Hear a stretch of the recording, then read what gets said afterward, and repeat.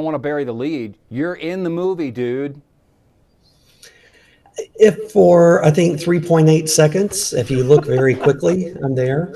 But yeah, it was one of the coolest experiences I've had as well, as part of this job or just period, just being in a movie. I've always been fascinated by the behind the scenes aspect of the movie. So just cool to be on the movie set just for one day to see all that going on. And doesn't last very long in the movie, but it's there for sure.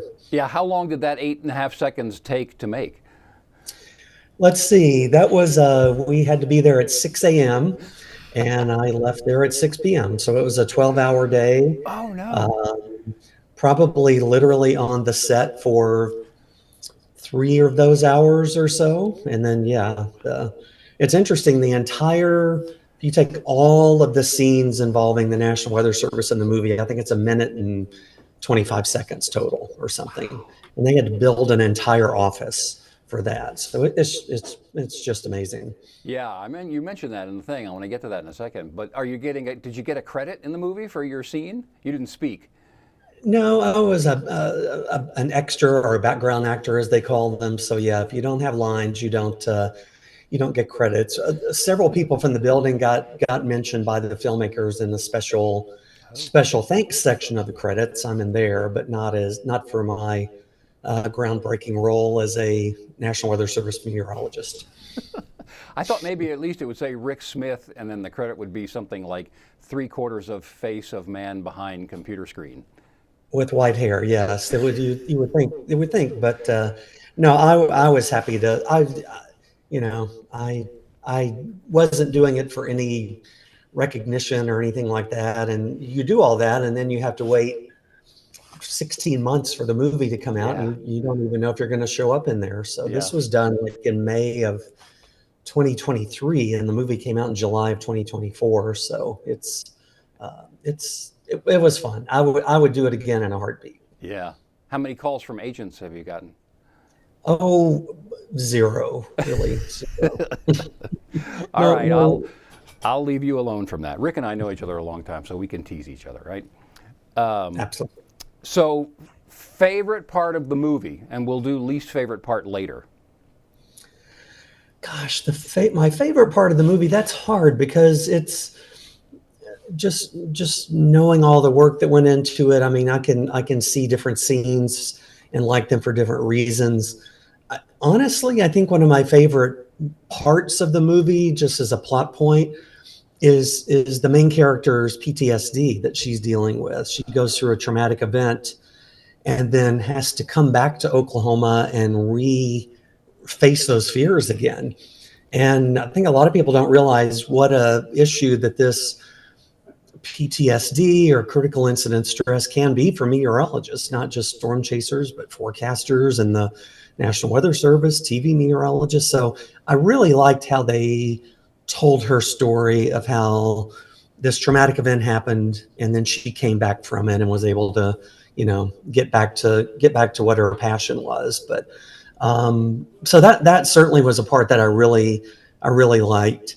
If I had to pick a scene that I just thought was really cool, probably there's a scene in the movie where they are driving backwards. They're having to drive in reverse to get away from this tornado. They just deployed their mobile phased array radar there, and they're driving backwards.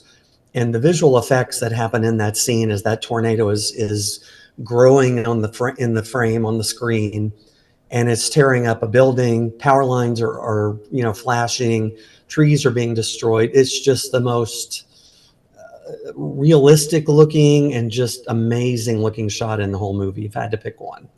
That's cool. Go back to the PTSD thing for a minute, because I know you've done work in that space. Flesh that out a little bit.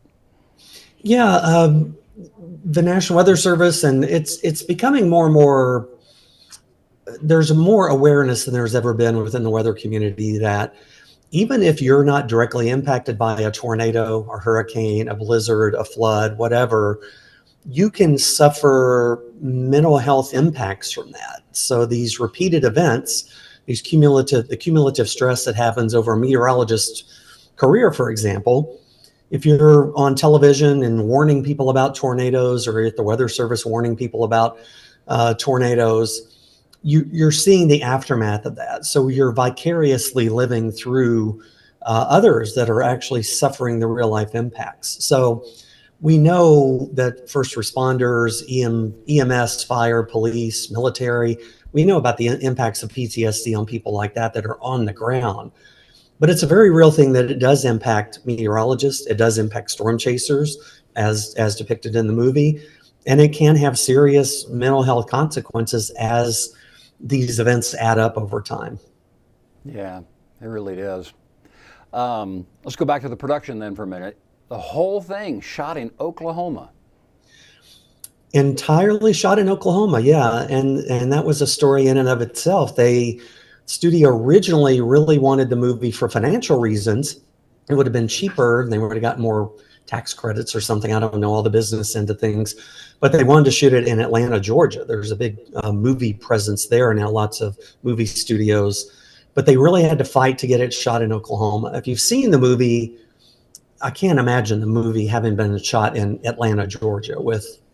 They would have had to do a lot of special effects. Here, so much of it was shot outside. Some of it, a lot of it was on location, practical effects with big wind machines and things like that. I think the end result was really good, and you really couldn't duplicate what they got in Oklahoma shooting here versus what they would have had to do somewhere else. Yeah, there's too many trees in Georgia. That never would have worked. Yeah. They would have spent more money on special effects to erase the trees or to yes, whatever. And they built a set in Oklahoma City. Yes, there's actually a fully functioning movie studio in downtown Oklahoma City. There used to be a convention center in downtown that moved. Now the space that used to occupy was taken over by Prairie Surf Studios, and they've been involved in production of TV shows like The Tulsa King, and they've done different movies. So they have a fully functioning studio with sound stages. So any interior shot in the movie, in Kate's barn or Kate's apartment or the train that she's riding in or the movie theater toward the end of the movie, that's all inside Prairie Surf Studios in downtown Oklahoma City. For the National Weather Service office, they actually moved, they built a National Weather Service office effectively in an office building about a half a mile from the Prairie Surf Studios. So all the interior stuff pretty much was shot downtown Oklahoma City. And there's a scene where they get into an empty pool, and you said they built the pool. Yeah, one of the locations that they chose, and the scouting for this started in January probably before that, started in late 2022 to find the right spots that they wanted in the movie. Well, they knew there was going to be a rodeo in the movie, and they knew there needed to be a motel. They just assumed that they were going to have to do separate, we'll find a good spot for a rodeo and a good spot for the motel. They actually found a spot where they could do both right across the street from each other. So they found a motel that was kind of worn down, and I don't think it was even open anymore, but they were able to build out that hotel and make it bigger. So they built part of the hotel that would eventually be destroyed by the tornado, and then they actually installed a swimming pool. I don't think you could have put water and swam in it, but it was a swimming pool, and they built that for the movie and used it for the filming. And as soon as it was over, they filled it back in, and you drive by there today, you would never have any idea it was ever there. So that's almost the funnier part to me, that they filled it back in. Yeah, they did.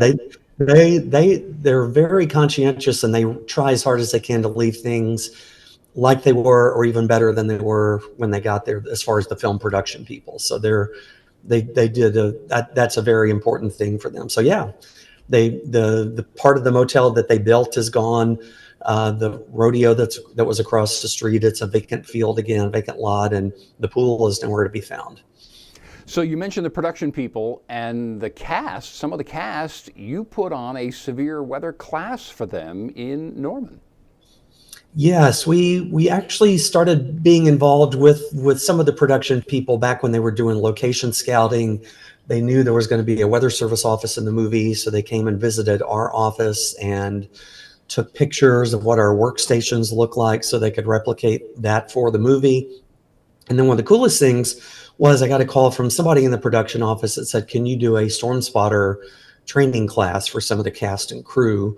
Well, it ended up being part storm spotter training, part tornado safety training, part Oklahoma tornado culture orientation type of thing. So yeah, they came out May of 2023, and I think we had 9 cast members, most of the main cast, and 9 crew members, including the director, executive producer. And we did a 2-hour class for them, and they stayed another probably hour and a half, 2 hours after that, just touring the building and talking about weather. And you said in your presentation, Daisy Edgar Jones was the star pupil? Daisy Edgar Jones was definitely the star pupil in the class. I was so impressed. I was kind of uncomfortable doing this because I've never talked to a group like this before, and I had no idea. Did they want to be in Oklahoma, these actors? How did they feel about this? And they were shooting in May, June, and July, so in tornado season and severe weather season. So I didn't know what to expect, but they came in and they were just so interested. And I know they're actors, but they were not acting. They were literally interested in the topic. Daisy Edgar Jones, who plays Kate in the movie, she sat on the front row right next to Glenn Powell in the middle, and she had a little notebook, and she opened it up and took notes the entire time she was there. She had already done research on some of the tornado researchers in real life. Tim Samaras, who was a storm chaser, who unfortunately was killed in a tornado in 2013. Yeah. So yeah, she was definitely the star pupil, but I can tell you every actor that was in there and the crew that was in there as well were genuinely interested. I mean, they were coming here to Oklahoma from all over the world.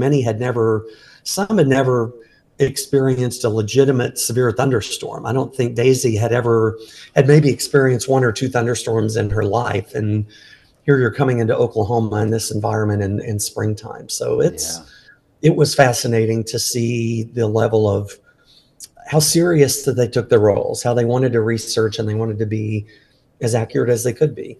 Well, some of them chased, right? Yeah, a lot of them wanted to chase while they were here filming. You can imagine the Universal Studios and the people that were paying their salaries and their insurance didn't think so highly of them going out and chasing while they were here working. But this past April, we did have 3 of the actors come back. Glenn Powell, Daisy Edgar Jones, and Brendan Perea came back, and they went out with the National Severe Storms Lab team that was going out and doing storm intercepts that day anyway. So they went out with them, and they took a camera crew with them. If you see the behind the scenes on the DVD, you can see some of their adventures when they went out chasing. But yeah, they went out chasing. We got to do a weather briefing for them before they left, and I warned them that they had done the Hollywood version of storm chasing. What they were going to encounter that day was real life, and sure enough, they didn't see a storm until 10:30 that night, and they were 4 hours away from their hotel and got back at 4 a.m. So it was more of a real life storm chase for them, for sure. Yeah, not like the original Twister movie where you find a tornado every 10 seconds. Right, exactly. A little bit more complicated, challenging. But they were really paying attention to themselves and their safety. You said they went and found shelters every day. Yeah, the production, this was shot in location all across the state, from Osage County in northeast Oklahoma down to Chickasha and El Reno and Kingfisher County, all over central and parts of southern and eastern Oklahoma. And a lot of people, I didn't realize it until I got involved in this a little bit. There are hundreds of people on the crew. So when they're out shooting the scenes in El Reno, for example, of the farmers market and the movie theater and the softball game, there are probably 300 to 400 crew members there that are shooting that, in addition to the actors, in addition to all the background actors, hundreds of people. So you're putting hundreds of people out in the middle of nowhere, even more so in the middle of nowhere. Some of those scenes they were shooting on those red dirt roads out in the wind turbines and all of that, they were miles from any substantial shelter. So they had to have safety plans, and they had a severe weather safety coordinator on staff, a full-time meteorologist who was providing them weather information, and a tornado consultant who was actually on set most of the time watching the weather. And so they had to have a shelter. So if a tornado was threatening them, and there were 350 people out at a remote location on a muddy road in southeast Kingfisher County.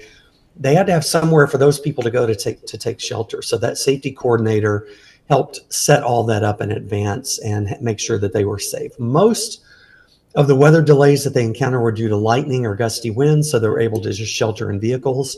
I don't think they ever had to shelter from a legit tornado, but there were some close calls with weather for sure.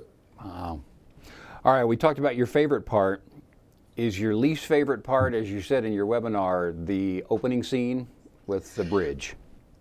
Yeah, I know when the trailer came out, a lot of people, especially meteorologists and people familiar with weather, saw the scene where four of our main characters are running to take cover under a highway overpass. And if you paid any attention to weather, you know that meteorologists preach against that because it's not a safe place to be. There's a variety of reasons for that.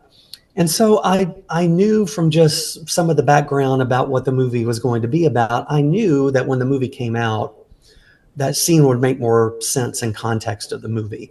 I knew that they were not in any way going to glorify the idea of taking shelter under an overpass. And they didn't. They made it very obvious that it's a horrible place to be, and not to spoil anything, but I mean, there's horrible consequences for taking shelter in the movie version of this tornado, like they did under the overpass. So yeah, that was one. I think there was other, probably the thing that really seemed to resonate most with people as far as a negative was the fact that these tornadoes, these big major tornadoes, were taking people by a complete surprise, seemingly no warning. To have storm chasers caught unaware, this is their business, this is their life, and to be at a rodeo and not have any clue that there's a large tornado approaching. Little things like that. But I preached to my friends and everybody who would listen to me before the movie came out that you really had to let all that go. It's a movie. There would be no movie if it was realistic. That rodeo would have never happened. In Oklahoma, that would have been canceled based on the forecast the day before and rescheduled for a non-severe weather day. So there has to be some drama and some suspense and some urgency in the movie. So there was little things, the tornado consultant, Kevin Kelleher, who worked with the crew, really helped the script out. And it's really much more realistic overall than the original Twister was, for example. Everything down from the radar images that they use to the language, the terminology. But there's little things scattered throughout that are a little cringy for meteorologists. But again, it's not a documentary, it's a movie. Yeah. Back to the bridge for just a second. That one, that even if you're not a big fan of weather or follow it closely, that thing goes back to something that happened in the 90s in Kansas, which so many people have seen. Talk about that. Yeah, exactly. This highway overpass deal, people using that as a shelter goes back decades. I think when people first became familiar with it was April 26, 1991. There was a tornado outbreak up near Wichita, Kansas.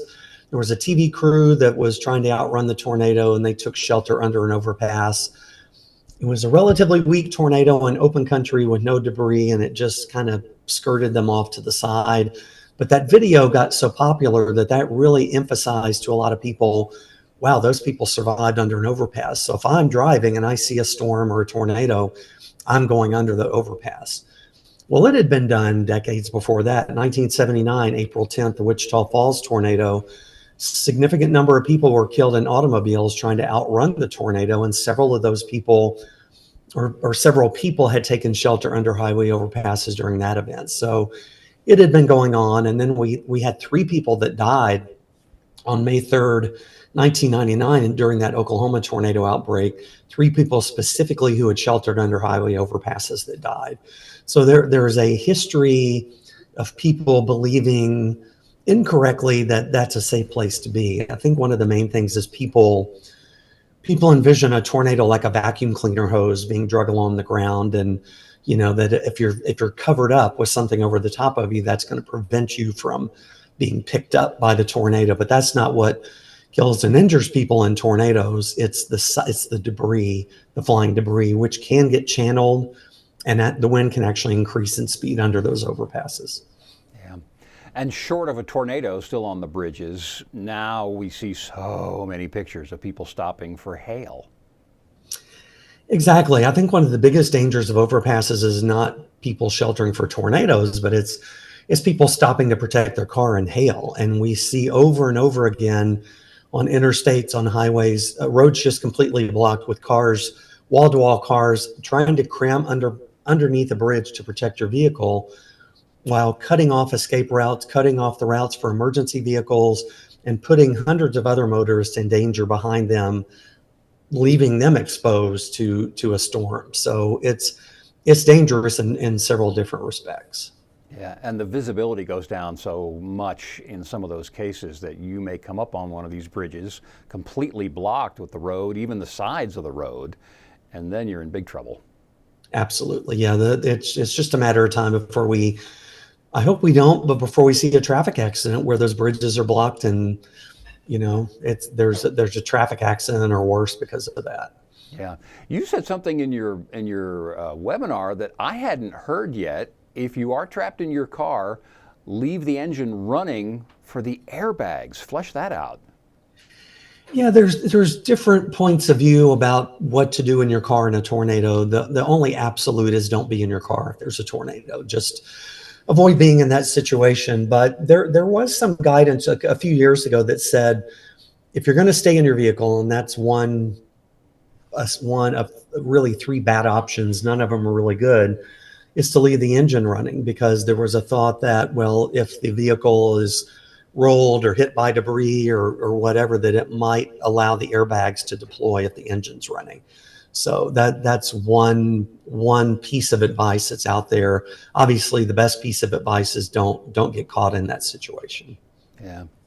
Okay, so after the movie, when I saw it, and our whole weather team saw it together, the first thing, I liked it, but the first thing I said was, okay, physics took a little bit of a beating, but you in your talk mentioned there's some sound science in there, even if it won't work.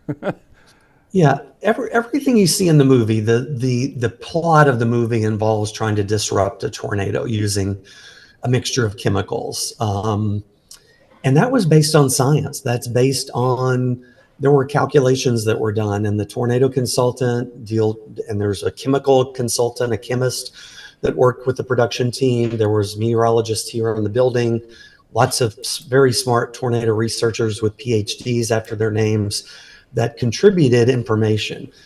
It's very unrealistic in that to have any impact on the thunderstorm or the tornado, the volume of the mixture that you would have to have, it would be astronomical. 20,000 tons conservatively is what one calculation actually came up with.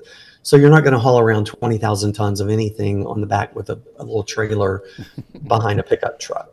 So while it's not feasible, it's not doable probably in the way that they depicted it in the movie, the chemical reactions and things that may happen within the storm, those were all based on science. So there's, things are not 100% accurate because it has to be a movie. And the tornado consultant, Kevin Kelleher, worked with producers and through the earliest versions of the script.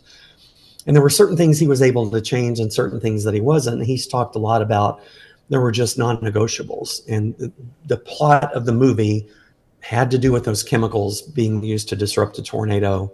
And as much science as was possible was introduced into that concept, and it is what it is in the movie, but it's not completely ridiculous, let's say, from a scientific perspective. Yeah.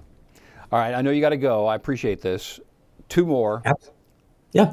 You said in your talk, don't wait for someone else to look out for your safety. Mm-hmm.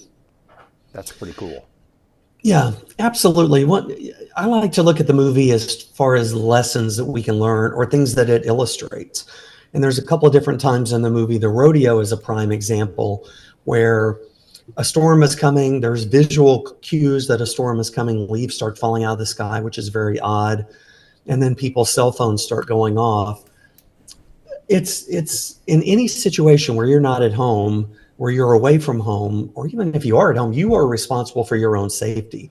So being in a public outing like that, whether you're in a movie theater in El Reno or at a softball game or a rodeo or wherever you might be, you're responsible for keeping up with the weather and you're responsible for your own safety. So having ways to get warnings on your phone, knowing what you're going to do. If you're at a softball game, okay, there's a chance of severe weather later today, what happens if I have to take shelter in this situation? So there are some real life lessons that you can take out of the movie.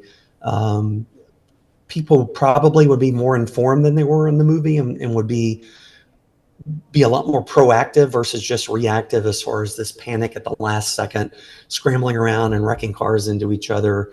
That's probably not realistic in a lot of cases, but knowing that you are responsible for taking care of yourself is a key point.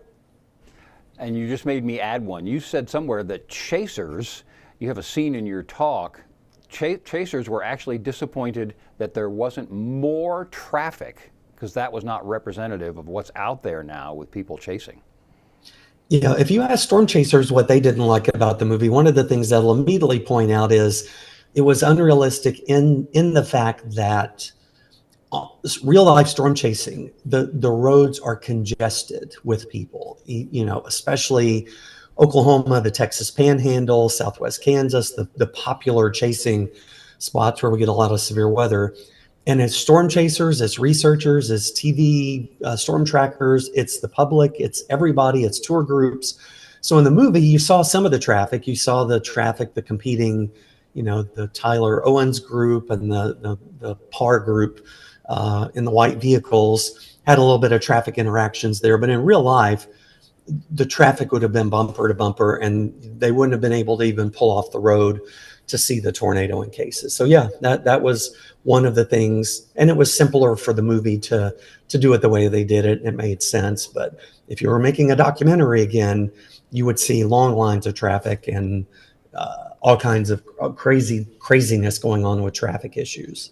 Yeah, just one of the many dangers. All right, last one. Give us the TMZ behind the scenes moment that sticks out in your mind. Wow, the behind the scenes moment. I mean, there were We several. want dirt, is what I'm saying. Do what? We want dirt, is what I'm saying. Dirt. I don't have any dirt. My behind the scenes interactions were really here when we got to teach the class, and it was just nothing but a positive experience. Just very cool interactions. I got to be on the movie set that whole day and watch how they filmed those scenes in the Weather Service office, and got to talk to Daisy, who stopped and asked for advice about her lines, and another actor who was playing a meteorologist asked me, should I be using a mouse or a keyboard for this shot? So it was just all cool stuff. I was just a fanboy in there, just soaking it all in. But it's amazing to me the number of people it takes to put on this production, to make a movie, to make the sound work, to make the picture work, to make the plot work. And I have more respect than I've ever had. So sorry, I wish I had some dirt, but no dirt for me. I mean, there was just some very cool interactions and yeah, I loved it, every minute of it. I knew you wouldn't answer that question because you're too nice a guy. That's why. Well, I literally don't have any. I literally don't. I mean, when we got to go to lunch when we were shooting the scene, we had to wait and let all the cast and crew eat before us. That's not a big deal. That's the closest thing to dirt I got. But they fed us very well, so I got no complaints. It was an amazing experience. Well, I'm so glad you got to do it, and I'm so appreciative that you did this.